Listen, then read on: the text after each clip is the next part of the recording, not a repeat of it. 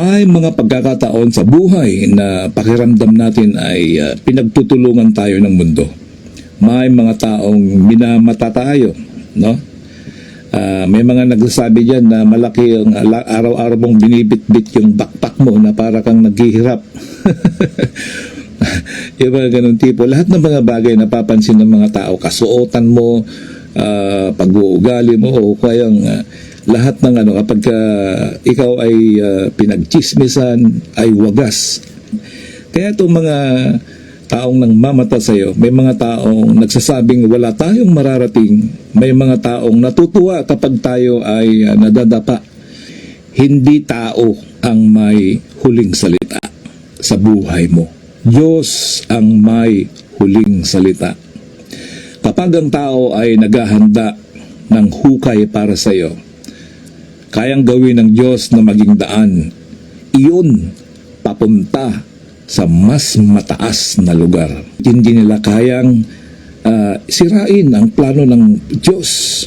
Isipin ang isang bola, pag hinulog mo sa ilalim ng tubig, habang mas malakas itong itinutulak pababa, mas mabilis itong aangat pag binitawan. Ganon din minsan ang buhay. Minsan palagi, habang lalo kang idinidiin ng tao, mas lalo kang inihahanda ng Diyos para sa mas mataas na pag-angat.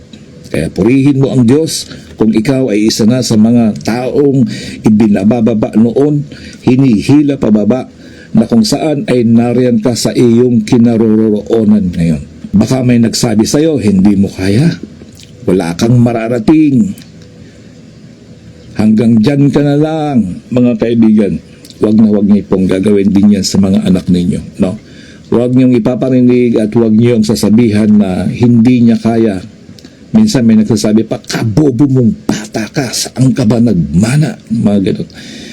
Lahat po ng mga bagay na yan, ay nagkakaroon ng traumatic experience ang bata. At yan din yung nararamdaman at naririnig natin sa mga kaibigan natin. Huwag mong hayaang iyon na maging boses na iyong pakinggan. Huwag mong hayaang iyon ang maging boses ng iyong pakinggan. Pakinggan mo ang sinasabi ng Diyos. Number 2, ang paghamak ng tao ay kadalasang nagiging hakbang sa pagpapala ng Diyos. Ayon sa Romans 8:28, ang lahat ng mga bagay ay nagkakalakip na gumagawa ng ikabubuti. May mga pagkakataong hindi natin maintindihan kung bakit pinapayagan ng Diyos ang ilang sugat at kabiguan. Ngunit kalaunan ay makikita natin na ginagamit niya ang lahat para sa ating paglago. Sa ating paglalakbay, nakasama natin ang Diyos.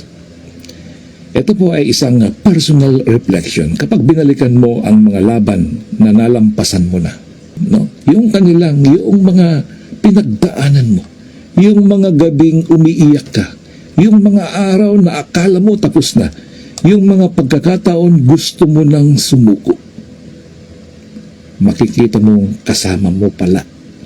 Nandyan pala si Lord sa bawat hakbang. Dahil kung hindi ka nakatawid doon, hindi mo siya kasama. At kung nalampasan mo ang mga imposibleng iyon noon, bakit ka susuko ngayon?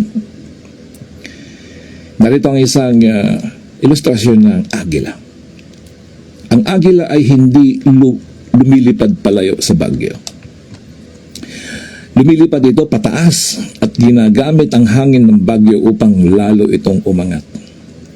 At ang bagyo na nagpapabagsak sa ibang ibon ay siya namang dahilan ng pagtaas ng isang agila. Ganito rin ang anak ng Diyos. Ang pagsubok na inaakalang magpapabagsak sa iyo ay maaari siya mismong gamitin ng Diyos para itaas ka. Alam niyo ba yung may isang kwento ng kalabaw? Bagamat kalabaw siya, ay pwede natin gawing ilustrasyon sa ating buhay. Merong isang malaking hukay at nahulog doon yung kalabaw. Merong nagdaraan na 2 tao at sabi niya ay nakita, ay kawawa naman yung kalabaw nandoon sa nabutas, at hinila siya ng kanyang kasama. Sabi niya, tara na, huwag mo na pag-aksaya ng panahon, hayaan mo na mamatay dyan, hayaan mo nang tawag ito, hayaan mo na siyang matabunan dyan. Ganun. So, umalis na sila. At meron na naman kasunod na mga tao.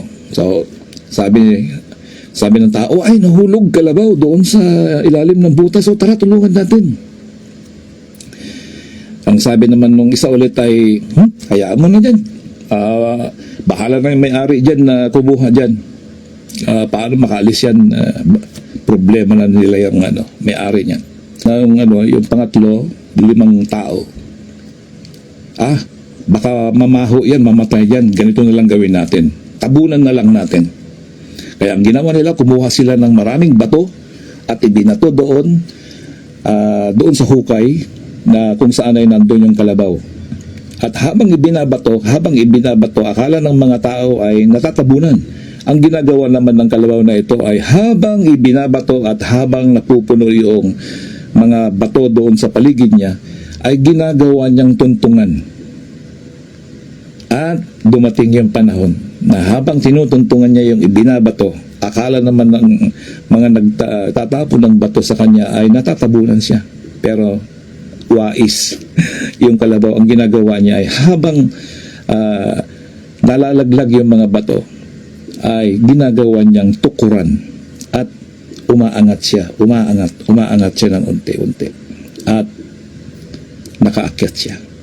Ganyan din po tayo, mga minamahal na kapatid. Yung mga bato na yan, lahat po ng mga panghuhusga sa atin ay gawin po nating tuntungan sa buhay hanggang sa tayo ay makaakyat. Ang pagsubok na inaakalang magpapabagsak sa iyo ay maaring siya mismong gamitin ng Diyos para itaas ka.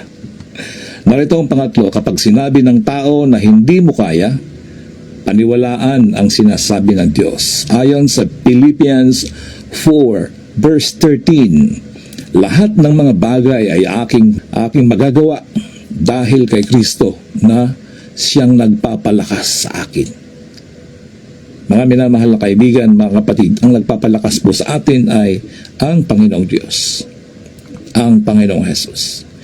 Napakaraming boses sa paligid. May boses ng pagdududa, may boses ng panlalait, may boses ng takot, pero may isang boses na higit sa lahat, ang boses o tinig ng Diyos. Habang sinasabi nilang wala kang mararating, sinasabi naman ni Lord, anak, marami ka pang mararating. Habang sinasabi nilang hindi mo kaya, sinasabi naman ni Lord, kaya mo dahil kasama mo ako. Okay, ito po ang pangapat. Ang tagumpay ay hindi dahil malakas ka, kundi dahil hindi ka binitawan ng Diyos. In the book of Isaiah chapter 41 verse 41:10, ang sabi dito ay hindi ka nakarating dito dahil magaling ka lang. Hindi ka naligtas dahil matalino ka lang. Nakaya mo dahil may Diyos na humawak sa iyo noong gusto mo nang bumitaw. Mula sa Isaiah 41:10, kapag tinuturo ang maglakad ang isang bata, madalas siyang nadadapa. Pero hindi siya nanantiling nakahiga dahil may ama na umaalalay sa kanya. Tayo rin ay nadadapa minsan, ngunit may ama na tayong nasa langit na laging handang bumuhat kapag tayo ay nadadapa. Ang tagumpay ay hindi dahil malakas ka, kundi dahil hindi ka binitawan ng Diyos. So nariyan po lagi ang Diyos na humahawak sa atin. Sa atin pong conclusion, mga minamahal na kapatid, huwag mong sukatin ang iyong kinabukasan sa opinyon ng tao. Sukatin mo ito sa kapangyarihan ng Diyos. Marami ka ng laban na napanalunan kasama si Lord. Ngayon pa ba aatras? Ngayon ka pa ba susuko? Yung mga bundok na naakyat mo noon ay mas mataas pa kaysa sa kinaharap mo ngayon. Habang hinahatag ka nila pababa, wala pong katapusan niyang napaghila. Minsan, kalaban mo yung sarili mo. Yan daw ang pinakamahirap yung sarili mo . So, habang hinahatak ka nila pababa, lalo ka namang itinataas ni Lord. Ang tao ay maaring magsara ng pinto, ngunit ang Diyos ay kayang magbukas ng malalaking pintuan. Ang tao ay maaring manghamak, ngunit ang Diyos ay kayang magparangal. Ang tao ay maaring magsabi ng hindi, ngunit kapag ang Diyos ang nagsabing oo, wala nang makakapigil. Kaibigan, paano po natin i-apply ang ating mga napag-aralan, ang ating mga narinig? Huwag mong sukuan ang panibagong chapter ng buhay mo. Siguro, may panibagong episode na ibibigay sa iyo ng Diyos. Huwag mong sukuan ang panibagong chapter ng buhay mo. Huwag mong hayaan ang salita ng tao na magdikta sa iyong halaga. Magpasalamat tayo sa mga problema, gawin po natin itong mga inspirasyon dahil tuwing may problema po ay may kaakibat na kaginhawaan, may kaakibat na inspirasyon sa ating mga pagsubok.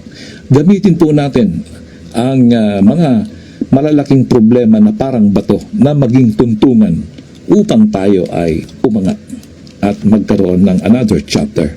Alalahanin ang lahat ng ginagawa ng Diyos sa nakaraan at magtiwala sa Kanya para sa hinaharap. Maraming salamat mga minamahal na kaibigan, kapatid. Habang may mga taong gustong hilain ka pababa, no, may mga nagsabing mga taong hindi mo kaya, may mga tumawa sa mga pangarap mo, may mga nag-isip na wala kang mararating, pero hindi nila alam na habang hinahatak kanila pababa, lalo ka namang itinataas ni Lord. Ang mga luha mo ay hindi nasasayang. Ang mga sugat mo ay hindi nawalang dahilan. At ang mga pagsubok mo ay hindi katapusan ng iyong kwento. Isama po natin ang Panginoon sa ating chapter ng ating buhay. Hawak po natin yung pen. At yan po ay ikaw ang susulat, gagawa ng storya. Okay? At ilatag mo sa Panginoon at siya ang magbibigay ng katuparan sa lahat mong pangarap. God bless. Purihin siya. To God be the glory.